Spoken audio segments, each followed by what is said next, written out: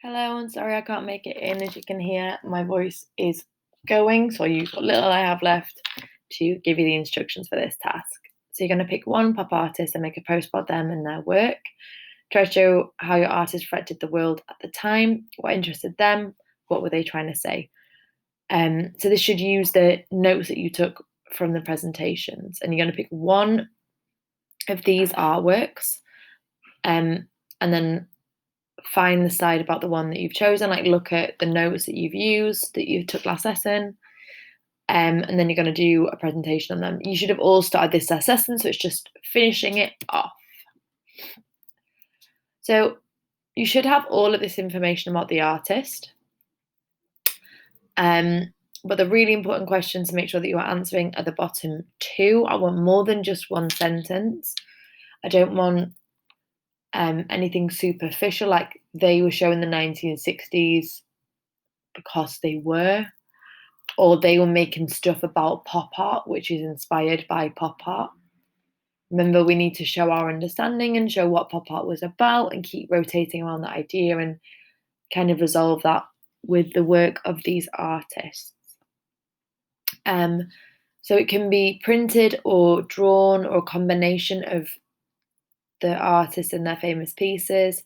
Draw or print a picture of the chosen artist. Draw one main element of their work. Write down fun facts or information about your chosen artist. They must be colourful and include images and writing. Remember, the size of this picture of his face is probably less informative than the images of the artwork. That's really what they do.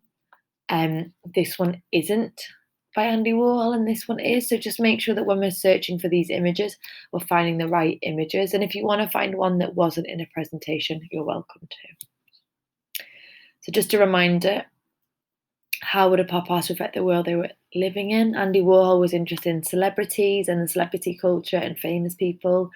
He was interested in objects and packaging, and celebrating advertising and celebrating the fact that post Second World War things were now available and advertising and colour was more available to people. He explored bright and bold colours. Richard Hamilton uses collages from found material. So he takes all these different images of representations of ideal interiors and ideal people and plays with these photographs and combines them to make these kind of real and unreal spaces. Roy Lichtenstein was inspired by his time in the war and the relationship between male and females with the growth of the feminist movement. So he wasn't undermining the feminist movement, he wasn't doing it because of the feminist movement, but he was using these images that he found to show an understanding of feminism and the changing role of women. He took these cartoons and blew them up on a huge scale, so the tiny little dots became really big. Klaus Oldenburg took everyday objects and made them huge and look realistic.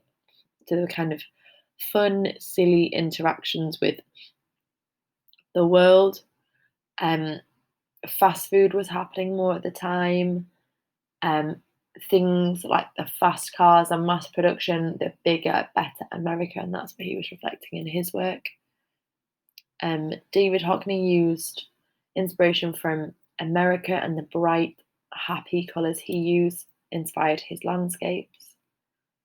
And then we've got Pauline Botte, who was a staunch feminist, who was interested in pop music and famous people, and used bright colours and almost like a collage painted technique to create her work.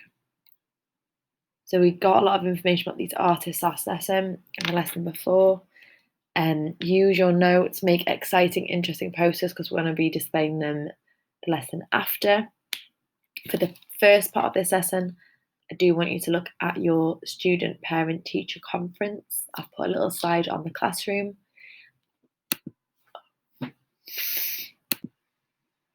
As well as here. So I've just organised the same questions that you've been seeing everywhere else into 3 columns. On our blue column, we've got positive things that we found in the lesson that we're really excited by, that we think we're doing well. In the orange column, we've got something that we'd like to improve on. In the green column, we've got this idea of as we move forward. So take maybe one question from each column, maybe one question from 2 columns, and just think about your response. So the blue question at the top and at the bottom are ones that I'm going to be asking you on the day as well, so it's good just to have a think about those. So this is the first thing that everybody will need to do, even if you're not coming to the conferences, and then you can move on to your posters. The cover teacher knows how wonderful you are and how hardworking you are, and you can ask them for any support that you need. But please don't be mistaken that a cover lesson isn't an important lesson. We still need to make sure that we're working during these lessons.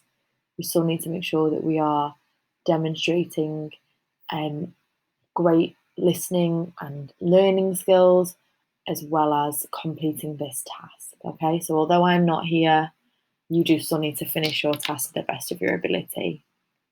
If you have any questions or concerns, please feel free to email me. But I wish you the best of luck with this task. Thank you very much.